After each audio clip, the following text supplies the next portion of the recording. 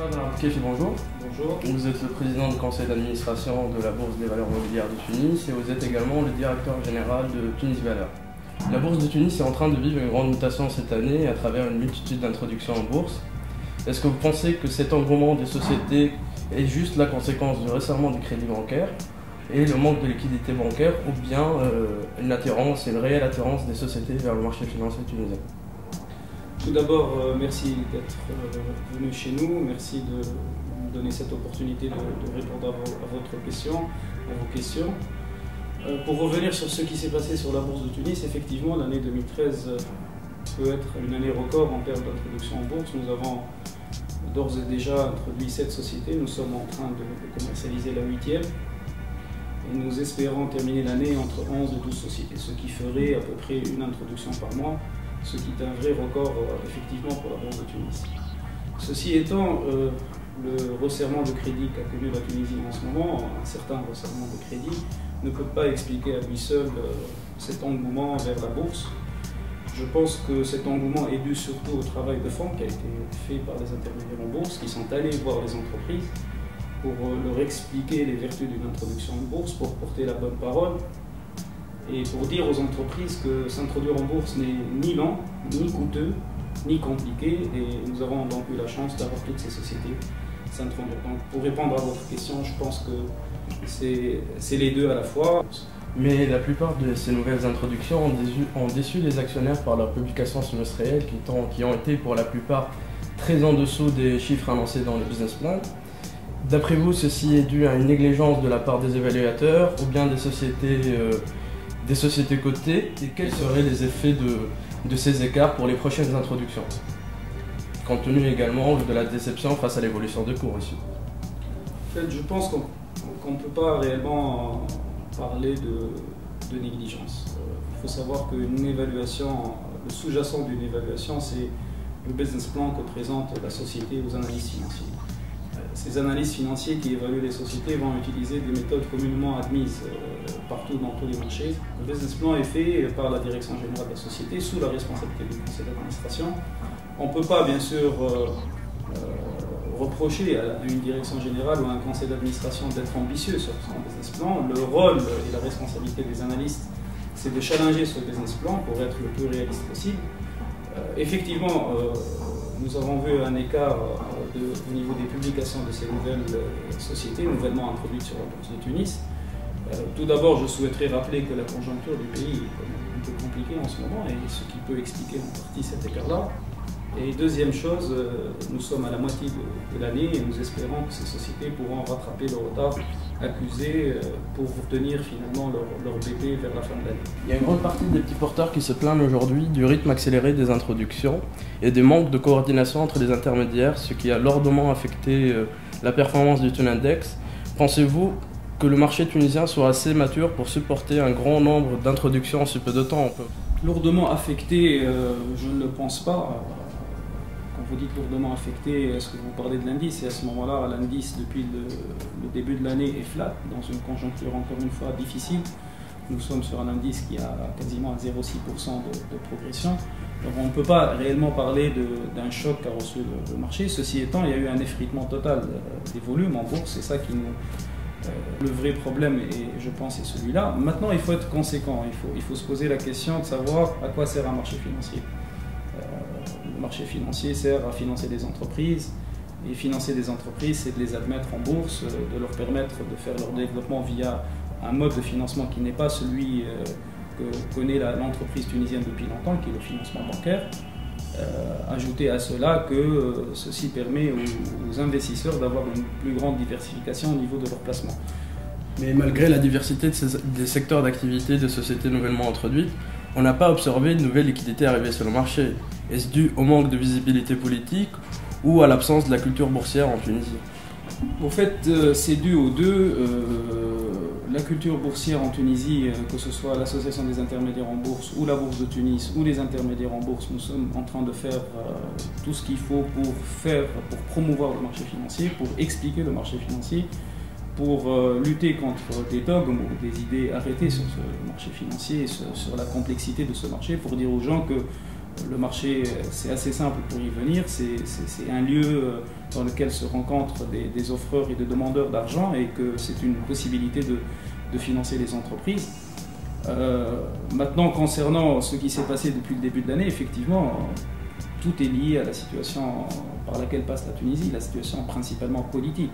Et nous avons effectivement pensé que les introductions amèneraient plus de liquidités, plus de volume, plus d'échanges sur le marché. Malheureusement, nous ne l'avons pas vu. Ce qui est assez contradictoire, c'est que nous avons réussi toutes les introductions au niveau du marché primaire, puisque ces sociétés ont été largement sursouscrites sur le marché primaire, et qu'ensuite, effectivement, le comportement boursier n'a pas suivi.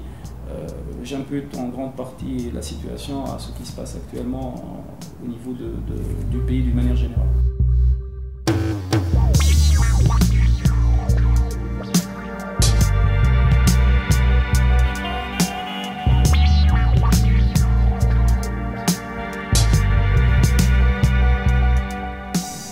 On a aujourd'hui 23 intermédiaires en bourse en Tunisie, et 2 fois ou 3 fois plus de PCVM et de SICAV, pour un volume d'échange moyen d'à peine 2,5 millions. Est-ce normal qu'un marché aussi exigu que le marché tunisien accueille autant de sociétés de gestion et d'intermédiation?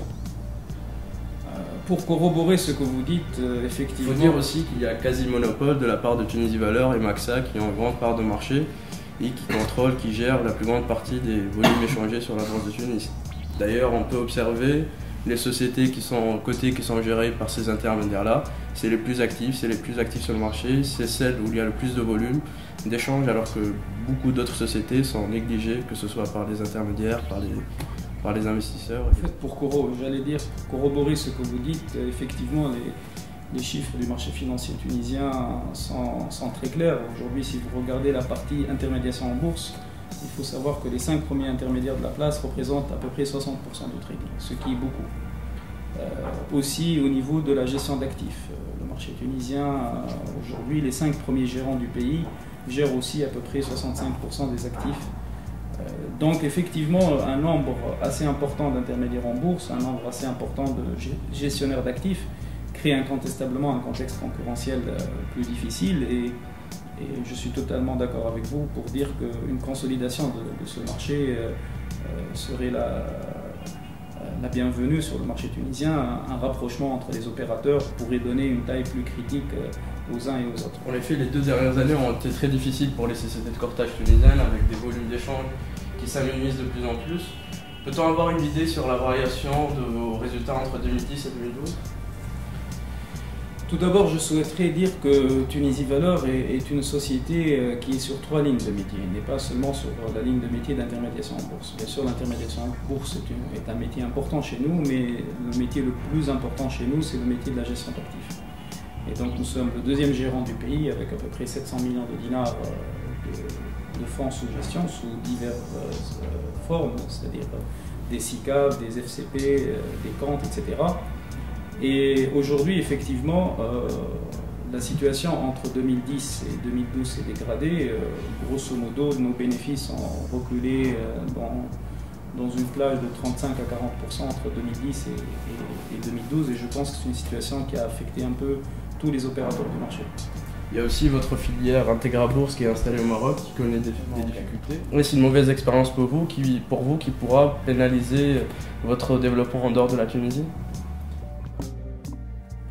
Mauvaise expérience, ce n'est pas une mauvaise expérience. Les expériences sont tout le temps enrichissantes. C'est-à-dire nous avons connu, grâce à Integra Bourse, un autre marché, nous avons connu d'autres opérateurs, nous avons connu d'autres manières de faire. Et incontestablement, on ne peut pas parler d'une mauvaise expérience au Maroc. Effectivement, nous sommes arrivés sur le marché marocain dans un contexte où le marché s'est un peu retourné et depuis maintenant 4 ou 5 ans, le marché marocain passe par une période difficile après avoir connu une période faste il y a quelques années où il y avait des introductions en bourse, les volumes étaient très importants. Mais les autorités marocaines sont en train de traiter ce problème précis au niveau du marché financier marocain. Maintenant, est-ce que ceci va entamer notre envie d'aller vers l'Afrique du Nord et l'Afrique subsaharienne? La réponse est incontestablement non. Et je pense que cette expérience, même si elle est un peu difficile actuellement au Maroc, ne peut pas du tout entamer notre volonté d'être un acteur, une boutique de finance nord-africaine et avec des pénétrations subsahariennes.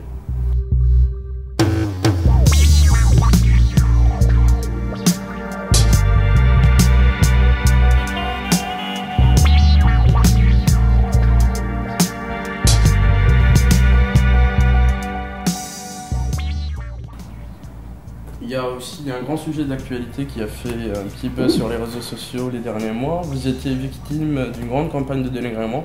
Les gens croyaient qu'il y avait potentiellement un conflit d'intérêts puisque vous alternez la double casquette du président de conseil d'administration de la Bourse de Tunis et vous êtes également directeur général de Tunisie Valeurs, l'intermédiaire en bourse. Je pense qu'il y a eu deux sujets de dénigrement. Il y a eu un sujet de forme et un sujet de fond. Le sujet de forme, effectivement, c'est le sujet dont vous venez de parler, qui est celui d'être en même temps président de la bourse et directeur général d'un opérateur. Ceci est la loi tunisienne, et ceux qui m'ont critiqué sur ça ne connaissent pas la loi peut-être tunisienne. Je ne suis pas le premier cas à avoir été en même temps président et DG d'une entreprise qui opère sur le marché. Avant moi, il y avait M. Najimi et M. Kortbi qui ont été présidents de la bourse, mais en même temps des directeurs généraux de leur société. Donc ça, c'est la loi tunisienne. Il faut rappeler aux gens que la Bourse de Tunis est une SA qui appartient exclusivement aux intermédiaires en bourse et que statutairement, la présidence de la bourse revient à un intermédiaire en bourse.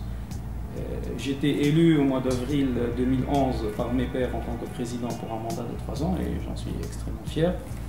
Et donc voilà, je pense qu'il n'y a pas de sujet concernant ce point-là. C'est un point totalement basique dans lequel il y a eu une élection qui a été... Et vous allez vous représenter pour un nouveau mandat? En fait, c'est trop tôt pour me décider. Il me reste jusqu'au mois d'avril prochain pour me préciser.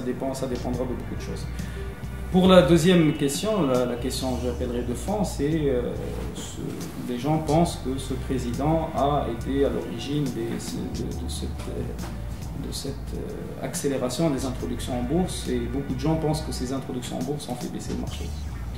Tout d'abord, je serais fier si jamais on m'imputerait toutes ces introductions en bourse, ce qui n'est pas vrai au passage. Il y a eu quelques introductions qui ont été effectivement faites par nous, mais il y a eu surtout d'autres introductions qui ont été faites par nos confrères que nous avons soutenues sur le marché. Nous avons une croyance que le marché financier, c'est avant tout introduire des sociétés, les financer, avoir plus d'opportunités d'investissement et arriver à un moment où le marché financier tunisien pourrait être un vrai marché, où la capitalisation boursière pourrait se rapprocher du PIB, où on pourrait avoir 250 à 300 sociétés représentatives du tissu économique tunisien et non pas des secteurs entiers aussi importants que le tourisme, l'agriculture, l'énergie, les télécoms qui ne sont pas représentés aujourd'hui. Donc, et finalement, je dirais en conclusion que je pense avoir agi en conscience et de ce fait, je n'ai pas été très touché par tout ce qui s'est dit, qui a été par moment, qui a dépassé par moment des limites, à mon sens, acceptables aussi. La crise politique que traverse le pays a lourdement affecté la Bourse de Tunis et malgré cela, les introductions prévues pour le second trimestre de 2013, on parle de Lila, d'Elise Danin, de Citycar, ont été maintenues. Ne pensez-vous pas qu'il faudrait mieux les retarder pour l'année 2014 pour que celle-ci se passe dans les meilleures conditions? Vous avez parfaitement décrit la situation. Les introductions, j'insiste beaucoup, ont été maintenues. C'est-à-dire nous avons un pipe au niveau du conseil d'administration de la bourse. Je rappelle à vos visiteurs que le process d'introduction passe tout d'abord par l'approbation du conseil d'administration de la bourse et ensuite par le visa du CMF avant la commercialisation de l'opération. Nous avons décidé au niveau du conseil d'administration de ne pas arrêter les admissions, c'est-à-dire de voir des dossiers un à un, de continuer. D'ailleurs cet après-midi nous avons un conseil qui va statuer sur une nouvelle introduction. On peut savoir laquelle? Sotemaï. Et très clairement, nous pensons que nous allons continuer ce travail. Maintenant, à chaque intermédiaire introducteur de choisir un bon market timing, c'est un terme qui est utilisé, pour réussir son opération. Donc, par peur de ne pas peut-être clôturer une opération, effectivement, les opérateurs en charge de ces introductions pourront retarder, mais non pas annuler, retarder peut-être de quelques semaines ou de quelques mois les introductions en bourse. Dernière question, Silfadel, quelle est votre vision quant à l'avenir de la Bourse de Tunis? Au fait, je suis de nature optimiste, ça fait plusieurs années que je suis sur ce marché.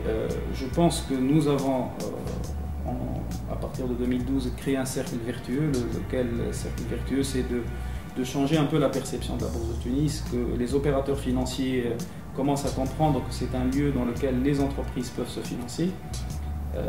Aujourd'hui, basiquement, il y a le travail des banquiers qui va beaucoup nous aider, parce que je pense que le vrai pas est fait du côté du banquier commercial tunisien, qui amènerait peut-être les clients personnes morales à aller vers ce mode de financement alternatif.